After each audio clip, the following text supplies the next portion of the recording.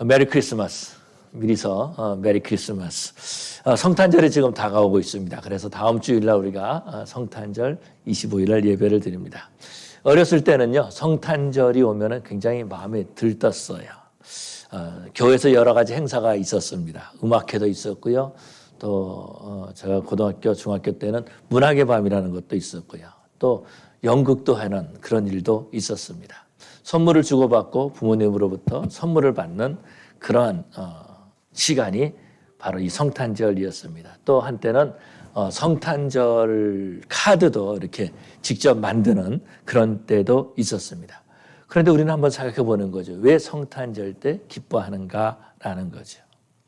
성탄절을 우리가 기뻐하는 것은 예수님 오셨기 때문에 기뻐한다 그렇게 말합니다. 그런데 오늘날 보면은 예수님 없는 성탄절을 만들려고 하고 있죠. 그래서 메리 크리스마스 하기보다는 해피 할리데이 이렇게 사람들이 말하는 것을 볼 수 있습니다. 그냥 쉬고 노는 날이다라는 거죠. 그러고 경제적을 위해서 경제 때문에 필요한 날이고 상업화시키는 그런 모습들을 보게 됩니다. 예수님이 이 땅에 오실 때 첫 번째 크리스마스 날이다라는 거죠. 그때 유대인들은 상당히 바쁘게 움직이고 있었습니다. 가이사 아구스토가 호적하라 이렇게 명을 내렸던 거죠. 그렇기 때문에 그때에 사람들은 호적하게 바빴다라는 것입니다. 가이사 아구스토가 호적하라는 것은 인구조사를 하라 하는 말이죠. 요즘처럼 조사원이 집에 와가지고 이 가정에 몇 명이 삽니까? 이렇게 물어보는 것이 아니라 그 당시엔 다 고향으로 내려가야 했다라는 것입니다. 특별히 이 요셉과 마리아가 고향으로 내려갈 때 그 여행은 참으로 긴 여행이었을 것입니다. 왜냐하면은 그 당시 유대는요, 로마의 지배를 받고 있었습니다. 아구스토가 명을 내리는 거죠. 호적하라. 인구의 숫자를 센다라는 겁니다. 인구의 숫자를 세는 것은 다른 것 때문에 그런 것이 아니라 세금을 걷어들이기 위한 것이다라는 겁니다. 이때 아구스토는 옥타비아누스라고 이렇게 말하고 있습니다. 옥타비아누스는 시저가 원래 조카였죠. 그러다가 똑똑하니까 양자로 이렇게 삼습니다. 그리고 그의 후계자로 세웠던 그런 모습들을 보게 되죠. 그렇기 때문에 어찌 보면은요, 이 유대인들에게 호적하러 간다는 것은 굉장히 수치스러운 그런 일이었다라는 것입니다. 세금을 내기 위해서 호적한다는 너무나 잘 알고 있었다라는 거예요. 그래서 정말 힘들고 어려운 일이다라는 겁니다. 그럼에도 불구하고 마리아와 요셉은 베들레헴으로 호적하기 위해서 내려가죠. 오늘 본문에서 보니까 정원한 마리아도 함께 내려갔다 그렇게 말해주고 있습니다. 왜 마리아가 내려갔을까 우리가 잘 알지를 못해요. 왜 내려갔을까? 왜냐하면 여자는 호적하지 않아도 되거든요. 근데 왜 내려갔을까라는 거죠. 거기에 대해서 우리가 알 수 없다라는 겁니다. 그런데 한 가지 추측하는 것은 마리아가 해산할 때가 됐기 때문에 요셉이 호적하러 간 사이에 해산할 수 있기 때문에 같이 있고 싶었을 것이다 하는 하나의 추측을 있을 뿐이다라는 겁니다. 그런데 마리아와 요셉이요, 베들레헴에 가는 그 길은 굉장히 힘들고 위험한 일이었다라는 거죠. 모든 일들이 다 마리아 중심으로 일정이 정해졌다라는 겁니다. 다른 사람들보다 지체될 수밖에 없었던 거죠. 힘들었을 것입니다. 영적으로도 육체적으로도 정신적으로도 굉장히 힘들었을 것이다라는 겁니다. 특별히 영적인 침체 기간이었을 것이다라는 겁니다. 가는 곳곳마다 안전을 위해서 또 행정의 원활함을 위해서 로마 군인들이 행정관들이 나와 있었을 수도 있었다라는 거죠. 이제 마리아와 요셉이 베들레헴에 도착했습니다. 그런데 그때에 마리아가 해산의 진통을 시작한다라는 거죠. 베들레헴에 갔지만 방을 구할 수가 없었습니다. 오늘 본문에서 보니까 7절에 첫 아들 강보에 싸서 구유에 누웠으니 이는 여관에 있을 것이 없음이라 그렇게 말해주고 있습니다.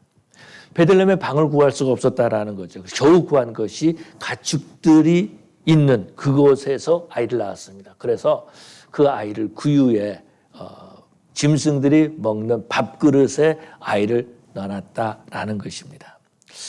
그러면 이러한 것들이 우리에게 뭐가 기쁨이 될까라는 거죠. 어떤 의미일까라는 것입니다. 성탄의 소식이 정말 비참한 소식 아닙니까? 그런데 이것이 어떻게 우리에게 기쁨이 될까라는 거죠. 예수님이 이 땅에 오신 것은 사람들은 그렇게 말합니다. 하나님께서 약속을 이루신 것이다. 우리를 돌보신 것이다. 그렇게 말합니다. 그렇다면은 하나님의 아들 예수가 오면은 영광 중에 오는 것은 당연하다라는 겁니다. 천사가 마리아에게 나타나서 말한 적이 있죠. 지극히 높으신 하나님의 아들을 네가 잉태해서 낳게 될 것이다. 그는 다윗의 위를 이을 자니라 그렇게 말씀하고 있습니다. 그런데 그 아이가 구유에 태어났다라는 겁니다. 구유에 누워 있다라는 거예요. 동방박사들은 와서 말하지요. 헤롯 궁에 가서 물어봅니다. 이곳에 왕이 태어났는데 왕이 어디 계십니까? 라고 물어봤다라는 겁니다. 어디 가서 물어봤어요? 왕궁에서 물어봤어요. 당연히 왕궁에서 태어날 것으로 알고 있었다라는 것입니다. 그런데 예수님이 태어난 것은 짐승들이 있는 곳에 태어났고 강보에 쌓아서 그래서 구유에 뉘어놨다라는 것입니다. 그런데 어떻게 이 아이가 하나님의 아들이다 이렇게 말할 수 있겠느냐라는 거예요. 이렇게 태어난 아들 이 예수가 어떻게 우리에게 기쁨이 되겠느냐라는 것입니다. 예수님이 이렇게 태어난 것이 과연 우리와 무슨 상관이 있느냐라는 거. 정말 힘들고 어렵게 살고 있는 지금 우리와 이 예수와 어떤 관계가 있느냐라는 거죠. 구유에 누였다라는 것입니다. 아무런 우리에게 도움을 줄 만한 힘이 없다라는 거예요. 그럼에도 불구하고 예수님이 이 땅에 태어난 것은 우리에게 소망을 주기 위함이다. 그렇게 말하고 있습니다. 그래서 우리가 기뻐하고 즐거워하는 것이다 라고 말하고 있는 거예요. 우리가 어떤 행사에 참여하고 준비하고 선물을 받아서 기뻐하는 것이 아니라 하나님의 아들이 이 땅에 태어나서 그러기 때문에 우리에게 모든 소망이 된다. 그렇게 말하고 있습니다. 예수님이 태어나실 때처럼 지금도요. 보면은 온 세상이 어둠에 있는 그런 모습들을 보게 됩니다. 소망을 찾기 힘든 때라는 거죠. 우리가 뉴스를 듣습니다. 러시아와 우크라이나가 전쟁을 한 지 벌써 9개월이 됐습니다. 전쟁이 빨리 끝날 줄 알았는데 계속해서 전쟁하고 있다라는 것입니다. 그 일로 말미암아서 러시아에서 유럽 사람들이 러시아에서 가스를 공급받았는데 거기에 많은 어려움이 있습니다. 그래서 유럽에 있는 사람이 추위에 떨고 있다라는 거예요. 뿐만 아니라 얼마 전에는 미국의 대통령이 동성애자들을 합법적인 결혼을 허락해 줬다라는 겁니다. 어느 스테이트에서든지 결혼했든지 상관없이 이 사람은 합법적인 부부다 이렇게 인정하는 그런 법을 사인했습니다. 경제적으로도 어려움이 있죠. 물가가 올라가는데 수입은 오르지 않는다라는 겁니다. 연준에서는 계속해서 이자율을 올리고 있습니다. 며칠 전에요.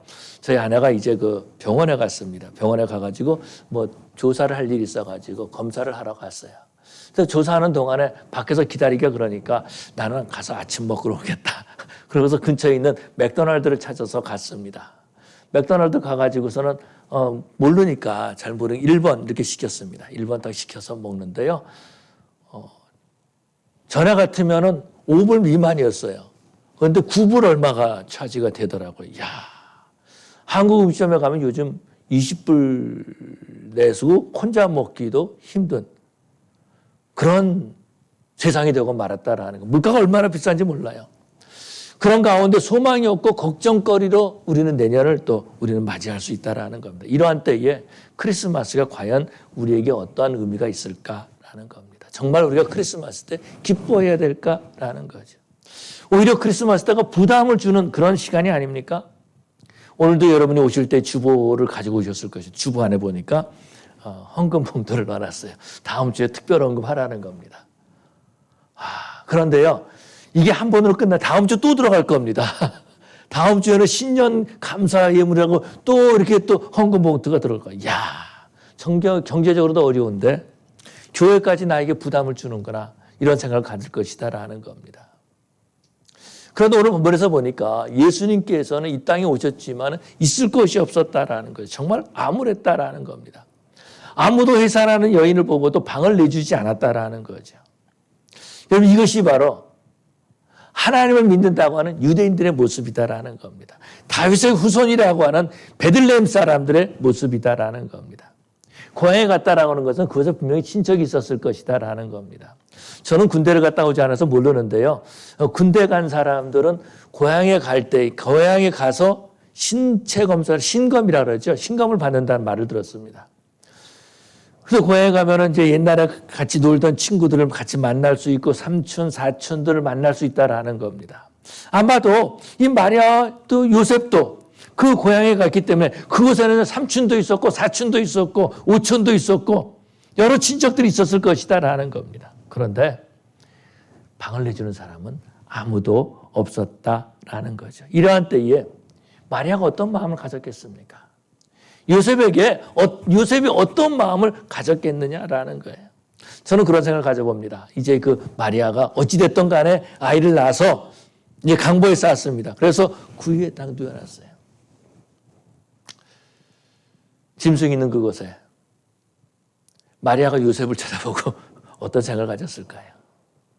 요셉은 마리아를 쳐다보고 또 강보에 누인 구유에 누워있는 이 아이를 보고 어떤 마음을 가졌을까요? 감사하는 마음보다는 오히려 불평하는 그런 마음이 가득했을 것이다라는 겁니다.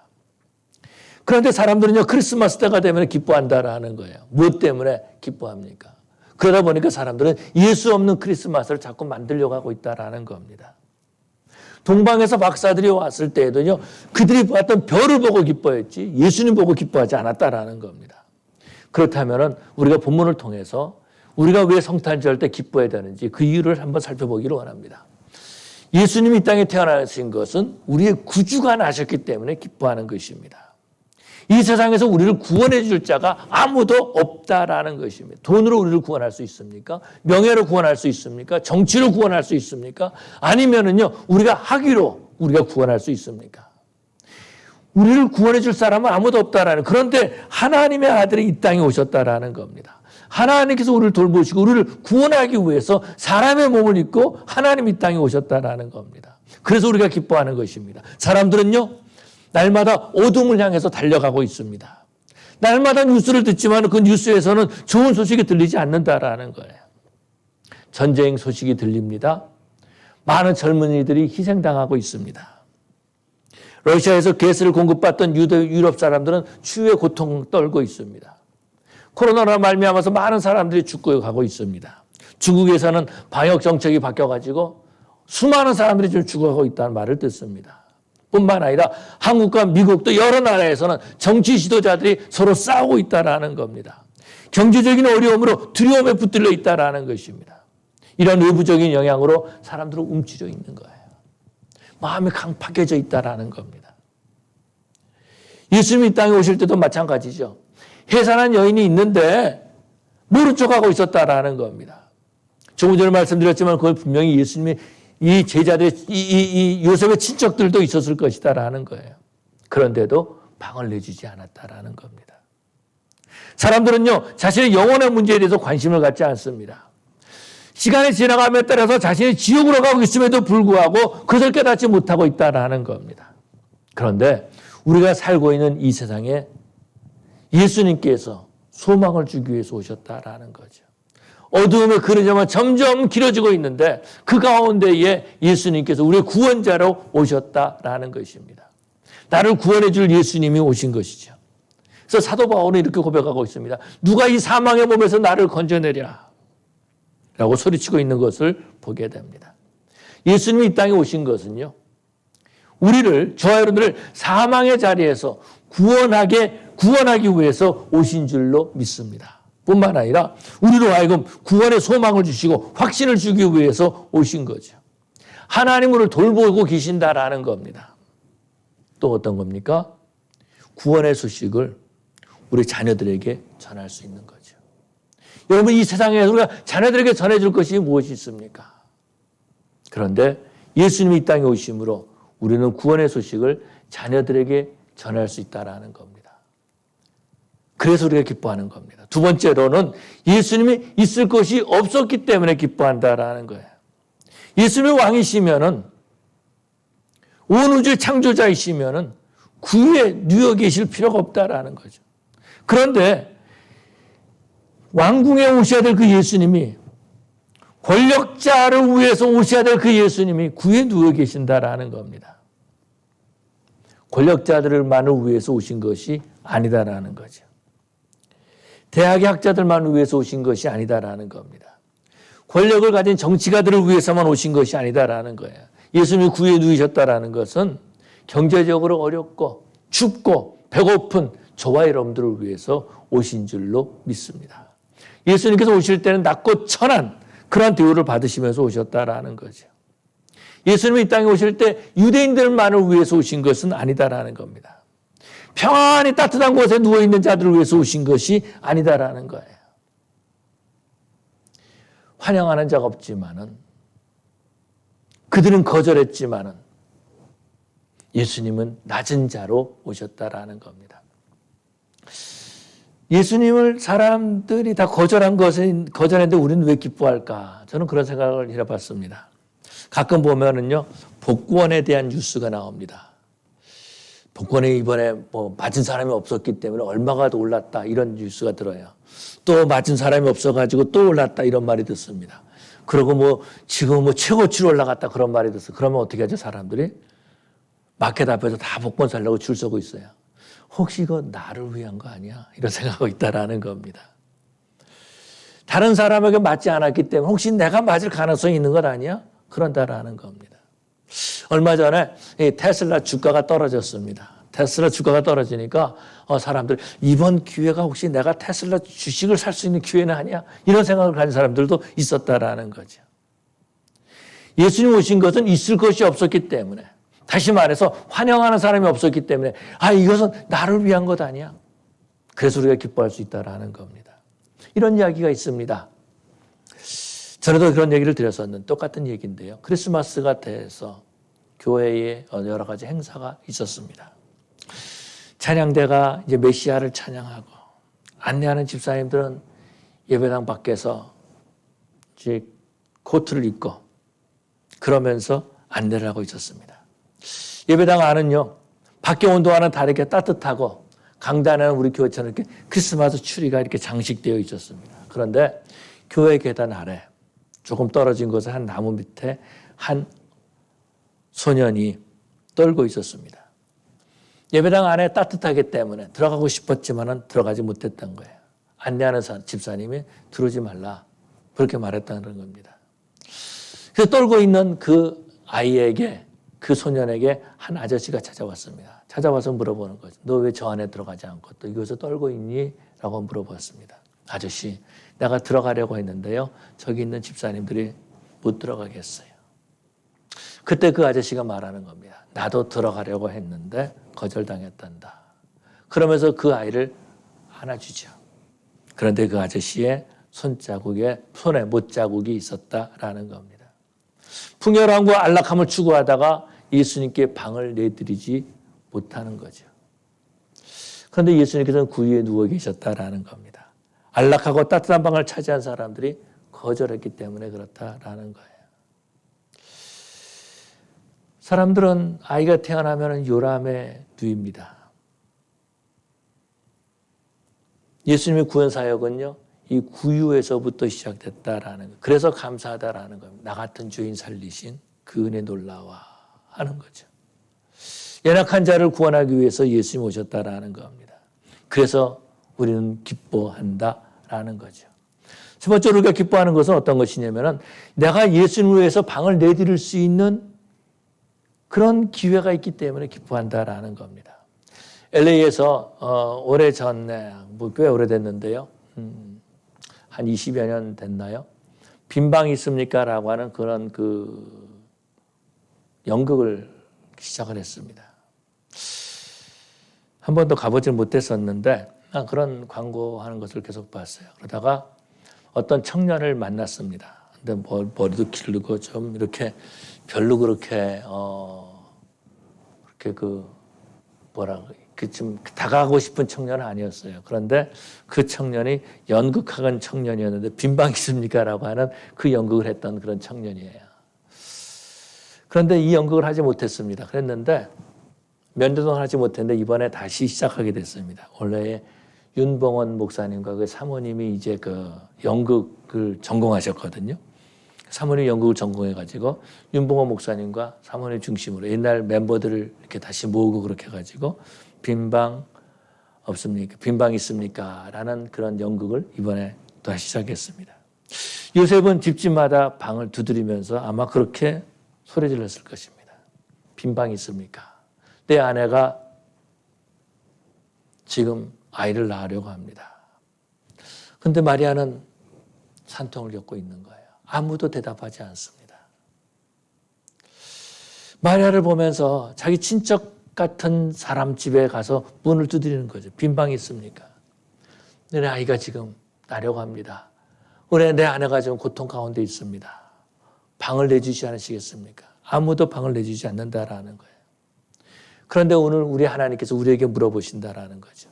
내가 거할 장소가 있느냐라고 물어보십니다. 우리 주님은요, 우리 가정에 내가 거할 장소가 있느냐라고 물어보신다라는 겁니다. 우리 주님은요, 네 사업체에 내가 있을 곳이 있느냐라고 물어보신다라는 겁니다. 예수님이 계실 곳을 아무도 준비하지 않았기 때문에, 예수님이 계실 곳을 아무도 준비하지 않았기 때문에, 아무도 문을 열어주지 않았기 때문에 어찌 보면은 나에게도 기회가 주어질 수 있다라는 거죠. 요셉이 어떤 집에 가서 문을 두드렸습니다. 그 집에서 문을 안 열어줬기 때문에 요셉이 내 집에 와서 문을 두드릴 수 있다라는 거예요. 다른 사람이 그 예수님께 방을 주지 않았기 때문에 나는 예수님께 방을 드릴 수 있다라는 겁니다. 주님이 나에게 물어보신다는 거죠. 관중아, 내가 거할 곳이 있느냐?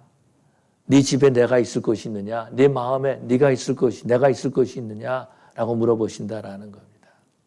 나도 따뜻하고 안락함을 누리려고 예수님의 음성을 모른 척할 수 있겠는가라는 거죠. 요한계시록을 보면 라오디게 교회에 예수님 말씀하시기를 내가 문 밖에 서서 두드리노니라고 말씀하고 있습니다. 그런 것처럼 예수님께서는 우리의 마음 문을 두드리고 계신다라는 거죠. 이 크리스마스 시즌에 예수님께서 우리의 마음을 두드리고 계신다라는 겁니다. 예수님이 내 마음을 두드리고 계시기 때문에 우리는 기뻐할 수 있다라는 거예요. 지나치지 않으시고 나를 찾아오셔서 내 마음을 두드리고 계신다라는 겁니다. 그리고 나에게 물어보시는 거죠. 내가 있을 곳이 있느냐라고 물어보십니다. 우리가 성탄을 기뻐하는 이유는요, 내가 주님께 빈방을 드릴 수 있기 때문에 우리가 기뻐할 수 있다라는 겁니다. 우리 주님은 우리 가정에 방을 원하고 계십니다. 우리 주님은요, 우리 마음속에 자리를 원하고 계신다라는 겁니다. 그때 우리는 뭐라고 답하겠습니까? 주님, 내 안에 오시옵소서. 이렇게 말해야 될 줄로 믿습니다. 주님께 자리를 내어드리는 것은요, 우리가 하나님의 복을 받는 일인 줄로 믿습니다. 2000년 전에 첫 번째 크리스마스 베들레헴의 사람들은요, 귀를 막고 있었어요. 요셉이 그렇게 방문을 두드렸지만은 귀를 막고 있었다라는, 모른 척하고 있었다라는 겁니다. 지금 내 자리를 빼앗길까 봐서 전전긍긍하고 있었을지 모른다라는 겁니다. 아, 저 사람이 좀 내주지. 저렇게 두드리는데 저 사람이 문을 열어주지. 아마 그런 마음을 가졌을지 모릅니다. 다른 사람의 방을 내주면 되지. 나까지 방을 내줄 필요가 뭐 있을까? 이것은요, 성탄의 기쁨을 모르는 거죠. 주님, 내 마음을 엽니다. 주님 오시옵소서. 내 안에 좌정하여 주시옵소서. 라고 고백하고 주님을 모셔야 될 줄로 믿습니다. 주님을 모셔드린 자들은요, 삶의 가치관이 변하는 것을 볼 수 있죠. 그 삶이 바뀌는 것을 보게 됩니다. 주님과 동행하는 삶을 살아가는 것을 보게 되죠. 주님께 자리를 내어드린 사람은 하나님을 예배하고 찬양하고 참 기쁨을 누리면서 살게 되는 줄로 믿습니다. 주님을 모셔드리면요, 주님이 그 사람의 인생에 관여해 주신다라는 거예요. 날마다 우리는 계산하면서 얼마나 힘들게 살고 있습니까? 그런데 주님을 모셔드리면 주님이 우리의 삶을 인도해 주신다라는 겁니다. 그러나 주님께 그 가정을 내드리지 못하면 나는 주님께 내드릴 방이 없습니다. 우리 집에는요, 주님께 내드릴 방이 없습니다. 옆집에 가서요. 그런다면은 변화의 역사가 일어나지 않을 것입니다. 성경에 보면 회당장 야이로에 대한 이야기가 나옵니다. 야이로의 집에는요, 슬픔과 곡하는 소리가 가득했습니다. 딸아이가 죽었다고. 곡하는 소리가 가득했다라는 겁니다. 그런데 그때 야이로는요, 예수를 모시고 자기 집에 들어가죠. 방에 들어가죠. 딸이 죽어있는 그 방에 들어갑니다. 그 방에 들어갔을 때에 생명의 역사가 나타나죠. 죽었던 딸아이가 살아났습니다. 슬픔의 소리가 기쁨의 소리로 바뀌었다라는 겁니다. 곡하는 소리가 주님을 찬양하는 소리로 바뀌었다라는 겁니다. 우리 주님은 야이로의 집에 들어가신 것처럼 우리 집에, 우리 가정에 들어오기를 원하고 계십니다. 그래서 오늘 물어보시는 거예요. 내가 거할 방이 있느냐. 우리는 우리 삶에 생명의 역사가 일어나기를 원하고 있습니다. 우리 주님은 우리를 들어 사용해서 생명의 역사를 일으키기를 원하고 계십니다. 그래서 오늘 물어보시는 거예요. 내게 줄 방이 있느냐. 우리에게는 기회가 있습니다. 그래서 기뻐하는 것입니다. 주님을 모셔드릴 수 있는 기회가 있는 거예요. 오늘 본문에서 그렇게 말합니다. 첫 아들을 낳아 강보에 쌓아 구유에 누였으니 이는 여관에 있을 것이 없음이로라. 사람들이 예수님을 영접하지 않았기 때문에 우리에게 기회가 주어졌다라는 거예요. 세상이 어둡기 때문에 우리에게 기회가 주어졌다라는 겁니다. 주님을 모셔드리고 주님이 주시는 기쁨을 누리는 귀한 성탄절을 맞이하는 그런 저 여러분 되시기를 간절히 축원합니다. 기도하시겠습니다.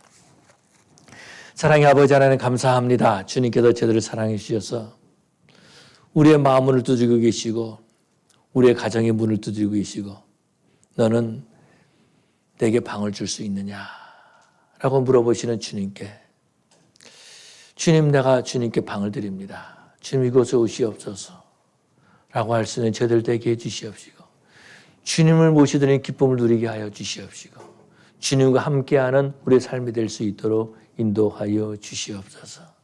세상에 가는 그런 곳으로 성탄절을 맞이하는 것이 아니라 정말 주님이 나를 위해서 오셨음을 믿고 확신하고 뿐만 아니라 우리 자녀 손들에게도 예수님 우리의 소망임을 증거하는 저희들 되게 하여 주시옵소서. 감사하며 예수님 이름으로 기도 올리옵나이다. 아멘.